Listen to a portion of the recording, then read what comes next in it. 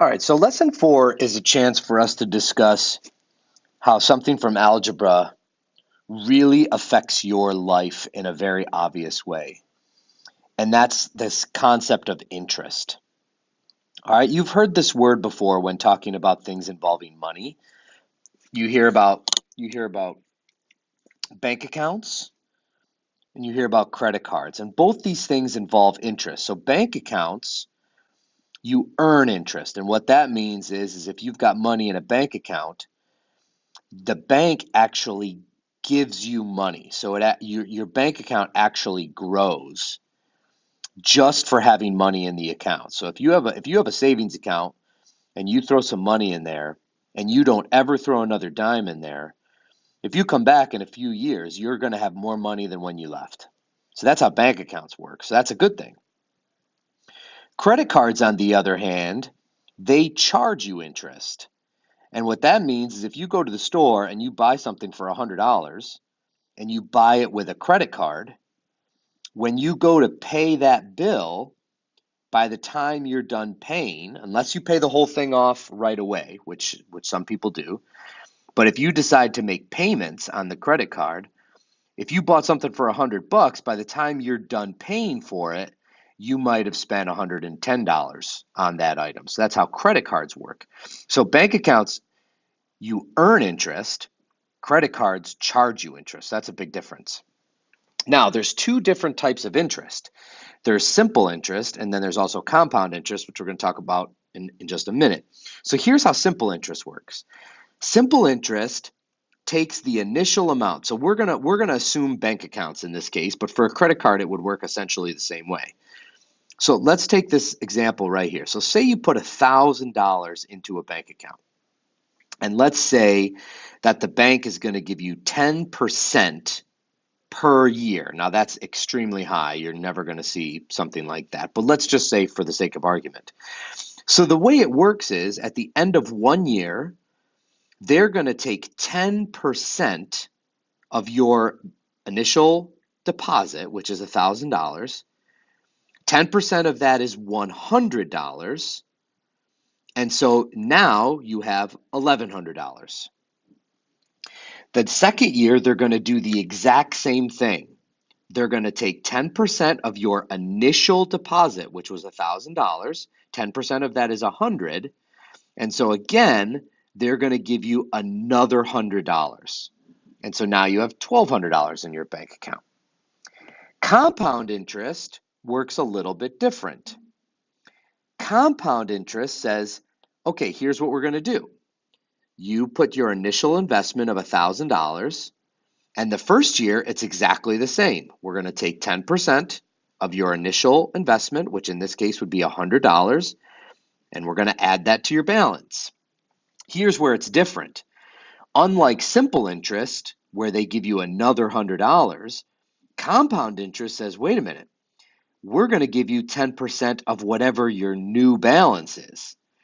So instead of taking 10% of 1,000, which was your initial investment, they're going to give you 10% of 1,100, which is your new balance, and they're going to give you that amount. So 10% of 1,100 is $110.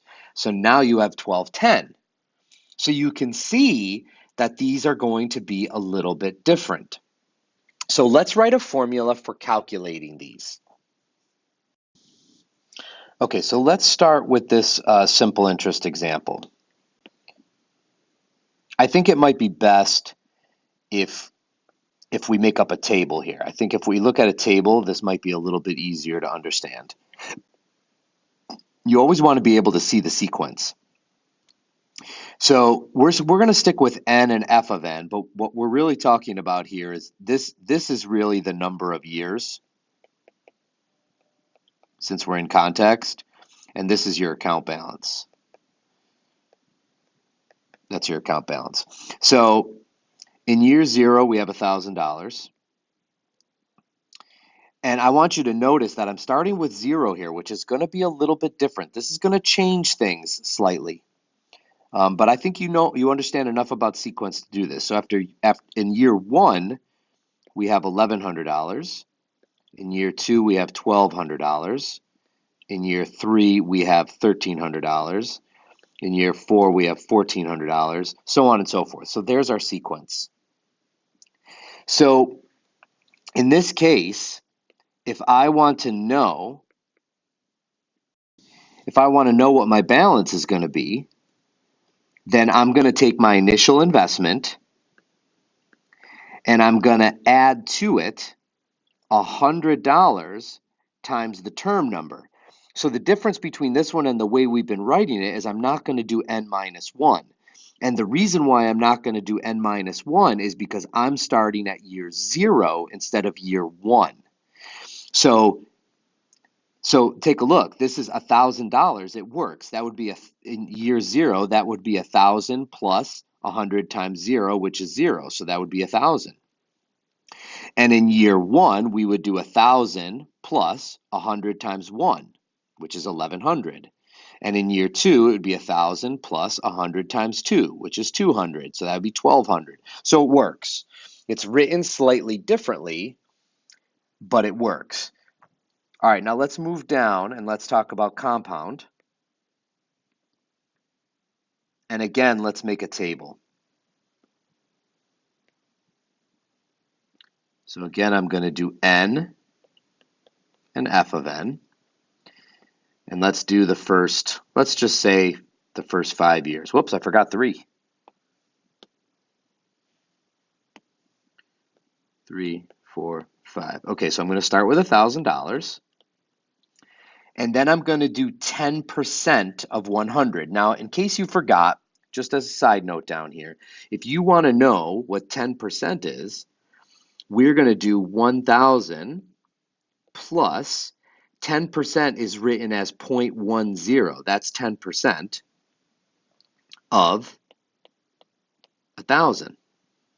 Okay, so that's going to be 1,100. And then we're going to do 1,100 plus 10% of 1,100, which gives us 1,210. So for year 3, I'm going to do 1,210 plus 10% of 1,210, which is 1,331. And then in year 4, I'm going to do 1,331 plus 10% of 1,331, which is 1,464.1. And in year 5, I'm going to do 1,464.1 plus 10% of 1,464.1, which gives me 1,610.51. Okay, so if I want to write a formula for this, it's a little bit complicated, but what you can see that we're doing is to find any term. We're actually going to do recursive here. We're going to do f, we're going to take the previous term, and we're going to add to it 10% of the previous term. So this is going to be 10 times f of n minus 1. So this formula is a little bit confusing, but it makes sense. If I want to find out the new year's balance, I take the previous year and I add to it 10% of the previous year. So just like this, if I want to find my year 1 balance, I take my initial year and I add to it 10% of my initial year. That gives me 1,100. So if I want to find year 2, I'm going to take the previous year, which is 1,100, and I'm going to add to it 10% of the previous year, which is 1,100, as we stated. So that's where this formula comes from. This is just an application of the sequences that we've been working on. We're going to practice it in class. Don't get too hung up on the details. It's just an application of what we've already been working on. See you in class.